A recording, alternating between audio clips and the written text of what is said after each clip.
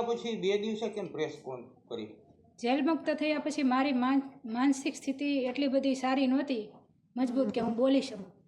એના માટે મને વિચારવાનો ટાઈમ, મેં અંદર જે બધું વિતાવેલું છે એમાંથી હું બહાર આવું પછી ક્યાંક કહી શકું ને મીડિયાને. કેમ કે આજ સુધી મેં કોઈ દિવસ ક્યારેય પણ સ્પીચ આપી નથી કે કોઈ પણ જગ્યાએ ક્યાંય બોલી નથી. પ્રથમ પ્રતિક્રિયા શું આપની? પ્રથમ પ્રતિક્રિયા એટલી જ કે મને જે સર્વ સમાજે સાથ આપ્યો છે આ ન્યાયની લડતમાં, એના માટે હું 18 વર્ષનો આભાર માનું છું. ખરેખર આમાં લેટર કાંડમાં છે શું? ખરેખર આ લેટર ડુપ્લિકેટ છે, ઓરિજિનલ છે? તમે કેવી રીતે ટાઈપ કર્યો, કોણ આપી ગયું, તો એ આખી વાત કરો.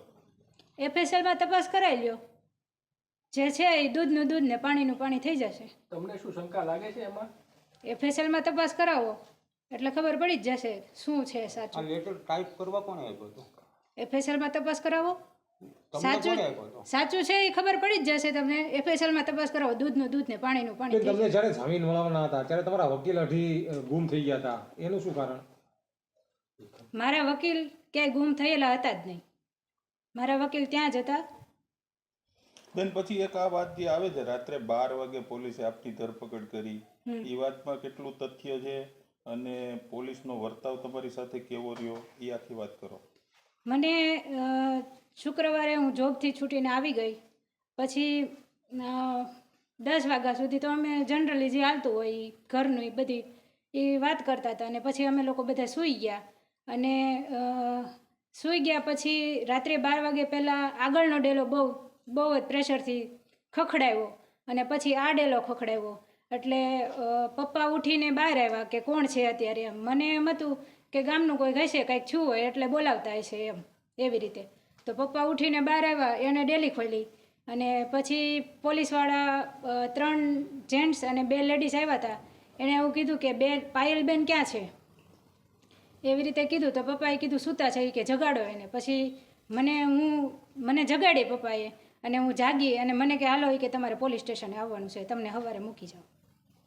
જેલ મુક્ત થયા ત્યારે કેટલાક પાટીદાર આગેવાનો, અલગ અલગ રાજકીય નેતાઓ પણ હતા. તમે કેમ જેનીબેન સાથે જ ગયા? જેનીબેન તમારા સહારે કોઈ રાજનીતિ કરતા એવું તમને લાગે છે? ના. જેનીબેન સાથે કેટલાક સમયથી તમે સંબંધ?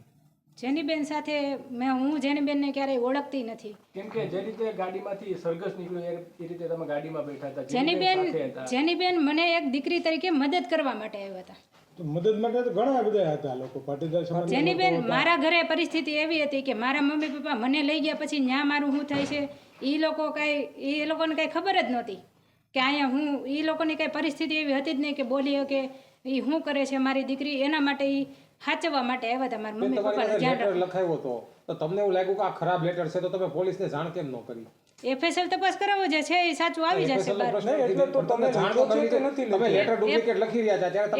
FSL તપાસ કરાવી લ્યો એટલે તમને ખબર પડી જાય શું સાચું છે. તમે એવું માનો છો તમે ગુનો જ નથી કર્યો? હા, મેં ગુનો કર્યો જ નથી. બેન, ગઈ રાતે કોઈ કોંગ્રેસના નેતાઓ આવ્યા હતા, કોણ મળવા આવ્યું હતું કાલે રાતે? મને નામ યાદ નથી ભાઈ. કાલે આવ્યા હતા ને? બહુ બધા આવતા હોય ને જાતા હોય પણ હું કોઈને ઓળખતી જ નથી. ગત રાતે 2 નેતા આ રાજકારણમાં મને કોઈ શું કહેવાય, મને કોઈ જાણકારી છે જ નહીં. હું કોઈને ઓળખતી નથી. કેટલા આવ્યા ને કેટલા ગયા હું કોઈને ઓળખતી. જેલ મુક્તિ માટે ખોડલધામ સહિત પાટીદાર સમાજની સંસ્થાઓ છે તે સતત પ્રયાસ કરતી હતી. અને એ જેલ ગેટની બહાર જેનીબેનની પાછળ તે ખોડલધામના ટ્રસ્ટી દિનેશ બાંભણિયા, ગોપાલ ઇટાલિયા, ઘણા બધા લોકો હતા. તેમની સાથે તમારે કેમ કોઈ મુલાકાત નથી ને ખાલી જેનીબેન સાથે તમે? જેનીબેન મારા મમ્મી પપ્પાને આશ્વાસન આપવા માટે જ આવ્યા કે તમારી દીકરી જે ખોટા ગુનામાં ગઈ છે તો એ કહે કે તમને સાચવવા માટે આવ્યા તમે મમ્મી પપ્પાને. તમે ગાડીમાં તેની જોડે નીકળ્યા એમ? એની ગાડીમાં જ તમે આવ્યા હતા? જેનીબેને તમારો કબજો લઈ લીધો એવું લાગ્યું અમને? નહીં, જેનીબેને મારો કબજો લીધો નતો. એ સ્પેશિયલી મારા મમ્મી પપ્પાને સાચવવા માટે આવ્યા હતા, એની હિંમત આપવા માટે કે તમારી દીકરી ખોટી નથી ને તો તમને આગળ ન્યાય મળે. તમારી કેટલી ગણતરી રાજકારણમાં આવવા માટેની કોઈ ઈચ્છા કરી? કોઈ પણ નહીં. કેમ કે તમે હવે શું કરવા માંગો છો? હવે મને આગળ મારા ભવિષ્ય માટે ન્યાય મળે એ મને મુખ્યમંત્રી શ્રી અને અમરેલીના જે ધારાસભ્ય શ્રી કે મારા મોટા ભાઈ થાય કૌશિકભાઈ વેકરિયાને એટલી જ વિનંતી છે કે મને ન્યાય અપાવો. એટલે કયા પ્રકારનો ન્યાય જોઈએ છે તમારે, કઈ બાબતે? મારી જે ઇજ્જત અને આબરૂનો વરઘોડો કાઢ્યો છે એમાં જે મારી હારે જેણે ખરાબ વર્તન કર્યું છે કે મને ટોર્ચર કર્યું છે કે મને મારી છે એના પ્રત્યે જે લોકોનો કોણે તમને માર્યા છે? પોલીસવાળાએ. તમે કોર્ટમાં ફરિયાદ કરી છે? તમને કોર્ટે પૂછવું હોય કે કોઈ મેં મારા વકીલને કીધું છે. કોર્ટ સમક્ષ કોઈ ફરિયાદ એવી કરી છે? મેં મારા વકીલને કીધું છે કે મને કૌશિકભાઈ પાસે શું અપેક્ષા રાખો તમે? કૌશિકભાઈ પાસે મને એક જ અપેક્ષા છે કે મારી સાથે જે થયું ને એ આગળ જતા કોઈ પણ સમાજની દીકરી હોય એની સાથે ક્યારેય થવું ન જોઈએ. કૌશિકભાઈ અત્યારે શું કહે છે? મળ્યા તમને? વાત થઈ ક્યારે? નહીં, મારે વાત જ નથી અને મને મળ્યા નથી. બેન, તમારો સરઘસ કાઢી તમાશો થયો એના વિશે તમે શું કહો છો? મારો સરઘસ કાઢીને મારો તમાશો કર્યો એ એક મતલબથી અમને એવું કંઈ કહેવામાં આવ્યું જ નહોતું. અમને ત્યાંથી લઈને આવ્યા પછી તે દિવસે સન્ડે હતો અને ગાડીમાંથી અમને ઉતાર્યા અને રીતસરનું 4 ને ચલાવ્યા થોડાક આગળ. પછી સાયબર ક્રાઇમની ઓફિસમાં લઈ ગયા, પાછા બહાર નીકળ્યા અને પછી પાછા અમારા વિડીયો શૂટિંગને ફોટો કર્યું. બેન, એમાં કોંગ્રેસ ખૂબ રસ લે છે, એનું કઈ કારણ તમારે નજીકનો કોઈ સંબંધ કરો કોઈ સાથે? કોંગ્રેસ કે ભાજપ ગમે એ સરકાર છે, મને આ રાજકારણમાં કે તમે વધારે કોને મદદ કરી છે? ભાજપ, કોંગ્રેસ, આપ કે પાટીદારની સમાજની બધા સંસ્થાઓ? સમાજ કોઈ રાજકીય પાર્ટીના લોકો નહીં, એ એવું બધું કોઈ મદદ કરી હોય? ભાજપ બધા પાસે સમાજ. મદદ કરી? અચ્છા બેન, તમે મનીષભાઈ ત્યાં કેટલા સમયથી નોકરી કરો છો અને આ કિશોરભાઈ સાથે તમે અગાઉથી સંપર્કમાં ખરા?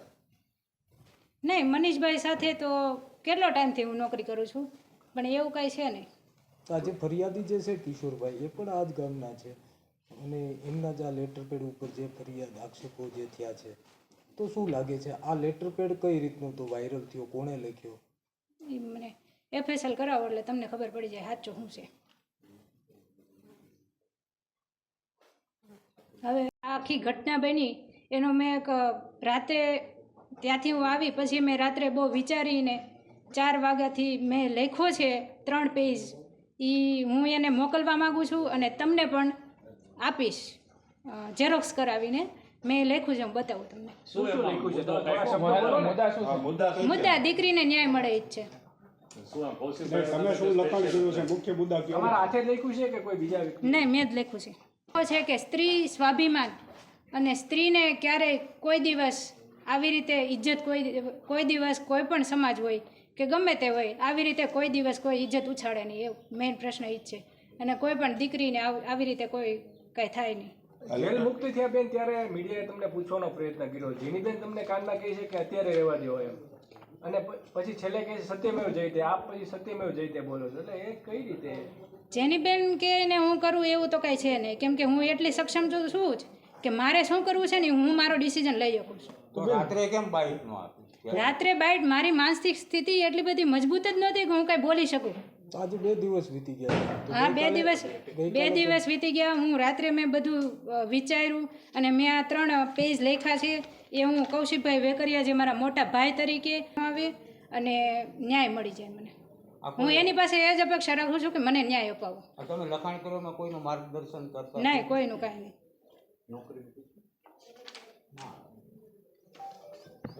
અને આ હું તમને પણ આપીશ ઝેરોક્સ કરીને તમને.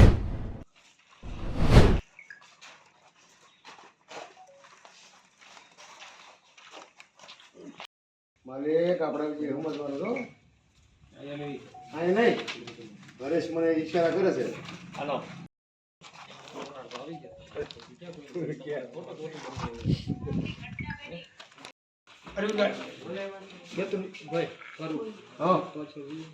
રાજુનો માલિક કરતા આગળ છે મોબાઈલ. તું બીજું કેમ કઈ માલિક આપણા વિશે સમજવાનું છો? અહીંયા નહીં, હરેશ મને ઈશારા કરે છે. હાલો.